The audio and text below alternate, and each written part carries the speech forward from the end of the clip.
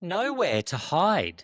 Hi, everyone, and welcome to Ainsley Insights, brought to you by Ainsley.com.au, the home of Ainsley Bullion, Ainsley Crypto, Ainsley Wealth, and the Gold and Silver Standard. Be sure to have a look. Today, welcome back, Alex, who's looking at the bond market. She's looking at a whole lot of things together, and this title, Nowhere to Hide, it seems to be pretty much the answer right now. I'm not sure where we can go hiding in this situation. How are you going today, Alex? Doing well. How are you? And I know you know where you're hiding. Well, I know where I'm hiding, but I'm just saying generally, right? If you're a traditional investor or even people who have their money in super, like it's pretty scary out there, right? 100%. And now the new labor laws with them taxing super of potentially over $3 million, even less places to hide in super.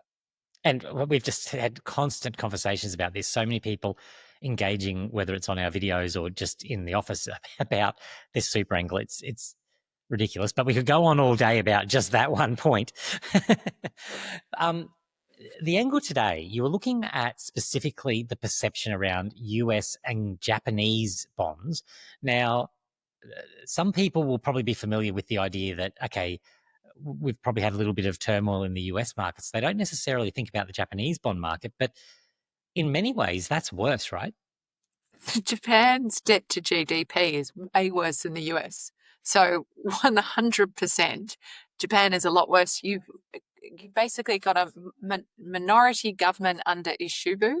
I think that's how you say it, who's the new prime minister, who's compared Japan to Greece.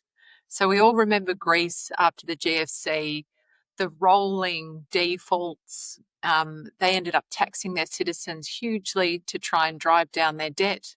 They got bailed out by Europe. I don't know who's bailing Japan out.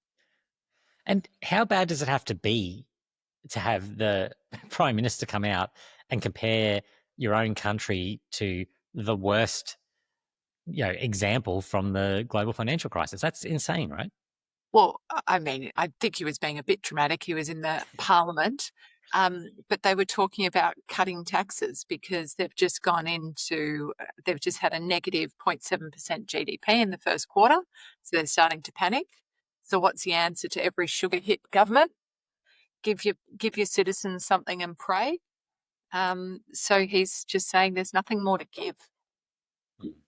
And if you turn that back to the US, you make the point that there's no white knight there. There's no one to bail out Japan. But in the US, you've always got the global reserve US dollar angle where they can effectively print their way out, at least in the short term, of any of these problems. Does that potentially overflow to having to bail out other countries as well? Can you imagine a scenario? I mean, they just couldn't, right? Like, not at that scale. Where to hide. So, I mean, yes, the US can print money. They will. And that's why the tail end of the bond market is now so much higher. So, you've got 10-year at like 5%, 20-year at 5.1%. It's all creeping up because people are actually assuming that money is going to be printed and therefore the yields have to be higher. And when you think about the concept of particularly the US debt being the safe asset, we're now starting to see, and you highlight this in the article that you wrote around this, Jamie Dimon, for example, JP Morgan, suggesting that maybe it isn't the safe asset anymore. These aren't small players. These aren't small voices. You're always going to have people on social media suggesting, the end of the dollar, the end of the US, all of those things. But when you've got some of these bigger institutions saying that, do we have to listen a bit more there? Like, what was your take on his interpretation? You've got prime ministers and the CEO of the biggest investment bank in the world saying there's a problem. You had Jamie Dimon saying that the US or credit in general, not the US, but is bad risk. So he's waiting for something to blow up um, to jump in and buy this stuff a lot, these bonds a lot cheaper. So just the shift last night. So last night was the US 20-year Treasury auction.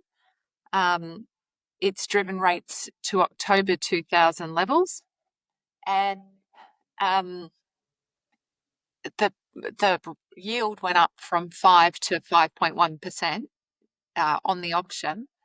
That's a 1.2% loss in value on those bonds in the 20 minutes the auction took. So this is no longer a safe asset.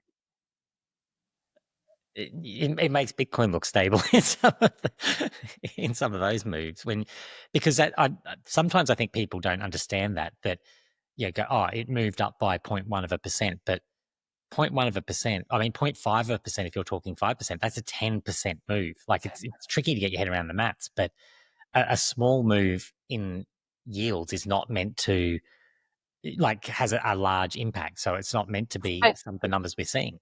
Especially for the longer bonds. So 40-year bonds, the impact is much greater than a 20-year bond because your return is based over the 40 years. So your returns are diminished. So I suppose the question becomes, because we talk about this a lot, the idea of alternative assets like gold, silver, even Bitcoin in this scenario being underpriced, if we are in fact seeing this landscape change. I don't know that we're at a point yet where you could say that it's in the crisis mode of the market. The markets certainly are up near highs, but you could see that turn quite quickly, I imagine, if we see more of what you were just talking about there, where bond auctions aren't going particularly well, and you end up having to buy your own bonds, which is just really printing money. Do you have a bit of a timeline on that? How you think this plays out? I mean, Japan in the next 2 weeks have some more long-term bonds auctions coming up. I haven't looked at the US. What's made this really apparent is Japan and the US went one day and then the next day, and both of their yields are rising. Basically, their inflation is creeping up on the back of all of this. Japan's inflation rate right now is 3.6%.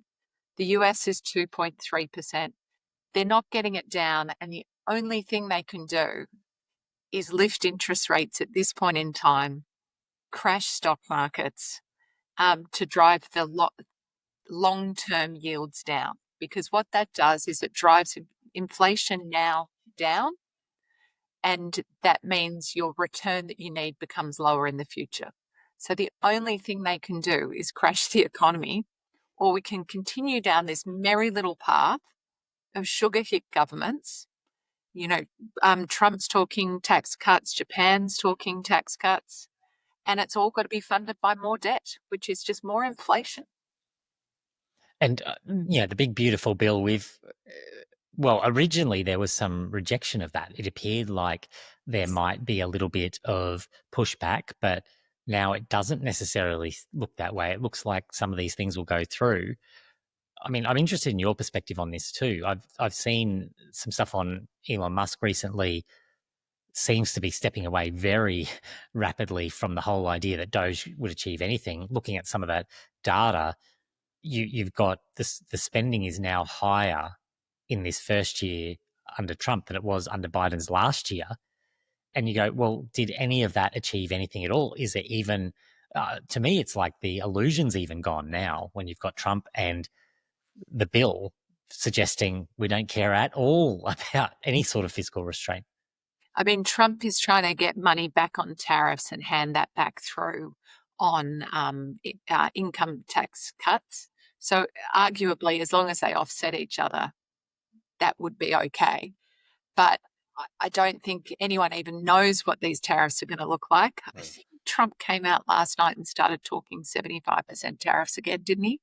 So I think at the end of this 90-day memorandum with the tariffs on stop, I think things are going to start looking very different. And so maybe that's when the bond market starts to realize what's going on a bit more. Maybe it's at the end of this 90 days. Like, what deals have actually been made in the US on tariffs? That's a really good point, because there's no concrete evidence. You hear about these talks, but you don't see any concrete plans coming out of them. So maybe some of this yield rise is people starting to realize that not much is being done too. And they're now talking income tax cuts, which is just going to, I mean, it doesn't drive up government spending.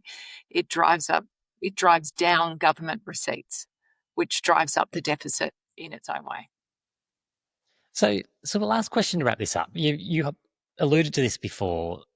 central banks, I feel like we have a bit of a tug of war going on here between the administration, if you're talking the US, but really you can make this quite global.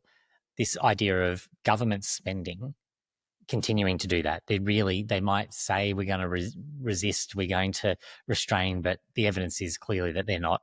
People like Elon Musk walking away from the process effectively. If it comes back to the central bank and they have to bring it under control, do you think anyone's expecting a rate hike here? Like that would be really very contrarian because the markets have priced in, you would expect that we are going down this cutting path. If they just can't do it and we end up back in a scenario where inflation is ripping again and they have to raise rates, that would be very chaotic, I think. Yeah, but the most contrarian argument I think in Australia that you can get is the RBA just dropped and we just did the wrong thing. I think it's generally, if we want to have a decent argument, we all know that we always do the wrong thing. So maybe we just did it. So it's the opposite. That's a very good point. We should be using that as our main indicator. We just can't raise, so it's all over.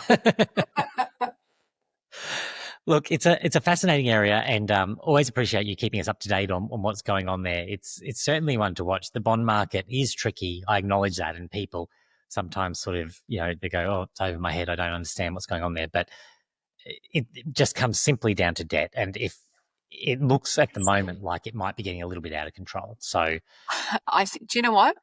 I think it looked like it was getting out of control years ago, and I think everyone else knows that. I think Elon tried to do a Hail Mary and come in and do what he does and save something. The fact that he's perhaps cutting and running is another good indicator that maybe it's over. all right, so we'll call it the Elon and RBA combination of indicators we've got today are not painting a great picture. Oh dear, it's a worry when that's what we're relying on. But at the end of the day, it's been pretty accurate.